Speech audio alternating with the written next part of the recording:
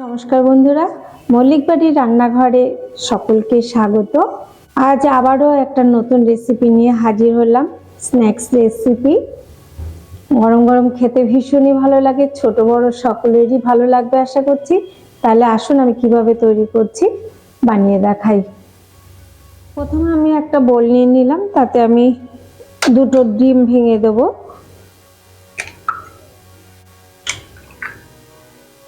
এর মধ্যে দিয়ে দিলাম পেঁয়াজ কুচি, দিয়ে দিলাম দুটো লঙ্কা কুচি, কাঁচা লঙ্কা। ঝালটা অবশ্যই আপনাদের স্বাদ অনুযায়ী দেবেন।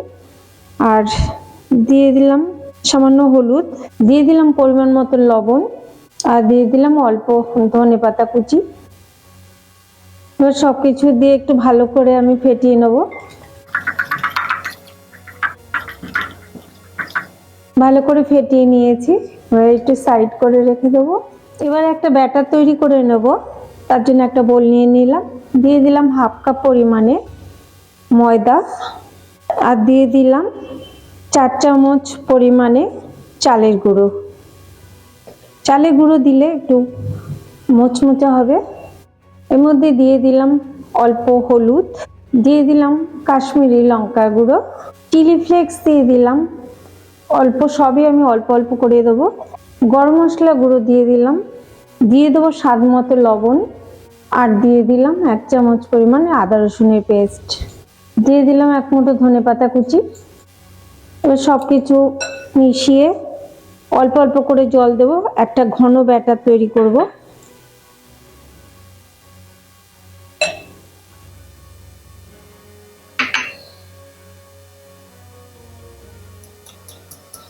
আর একটু জল দিয়ে দেবো।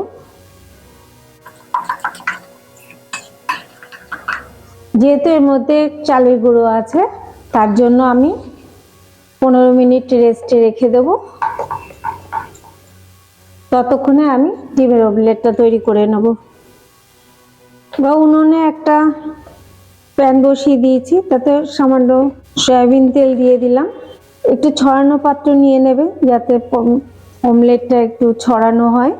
কড়াই গরম হয়ে গেলে আমি ডিমের যে ব্যাটারটা করেছিলাম সেটা দিয়ে দিলাম। আঁচটা কিন্তু এই সময় আমি লো মিডিয়ামে দেবো। অমলেটটাকে আমি একটু ফোল্ড করে দেবো, এইভাবে একটু ভাঁজ করে দিলাম। উল্টো দিকেও আবার একটু ভাঁজ করে দেবো, এরকম ভাবে।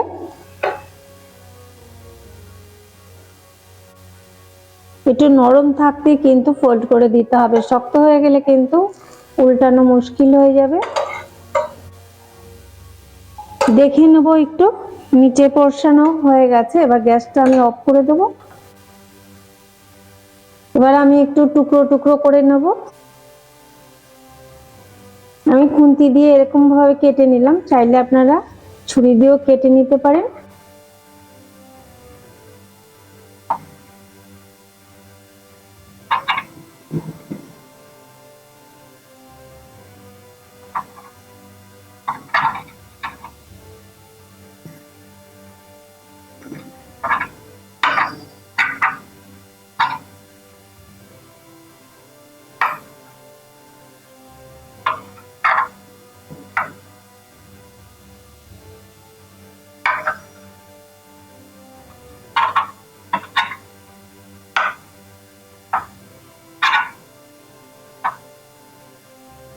সবকটা আমি টুকরো করে কেটে নিয়েছি।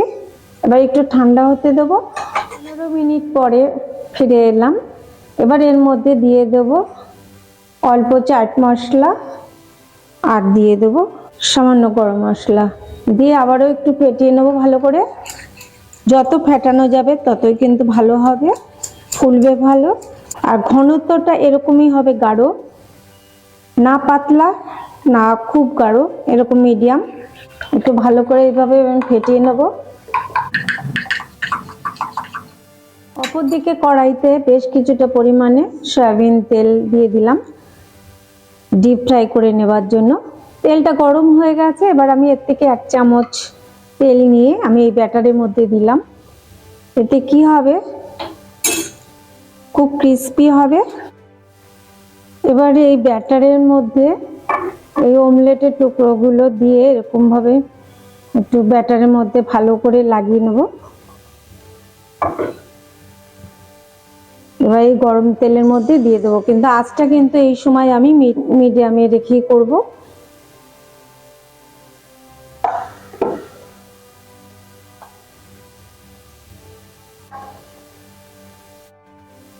এক পিঠ হয়ে গেলে আমি একটু উল্টে দেবো।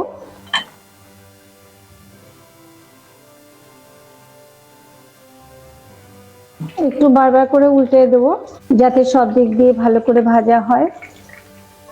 সুন্দর একটা কালার চলে এসছে, এবার আমি তুলে নেব। দেখে বুঝতেই পারছেন কতটা ফুলকো হয়েছে।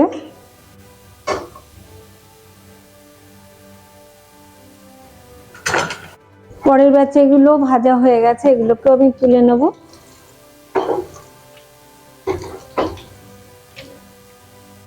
তৈরি হয়ে গেল ডিম আর ময়দা দিয়ে মজাদার চপ।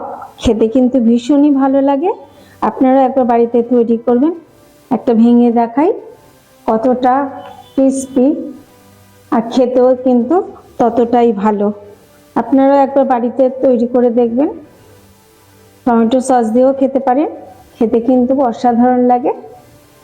ভালো লাগলে লাইক শেয়ার কমেন্ট করবেন, আর নতুন নতুন রেসিপির আপডেট পেতে আমার চ্যানেলটিকে সাবস্ক্রাইব করুন। পাশে থাকা বেল আইকনটিকে প্রেস করতে ভুলবেন না। আবার আসবো অন্য কোনো রেসিপি নিয়ে। আপনারা ভালো থাকুন, সুস্থ থাকুন।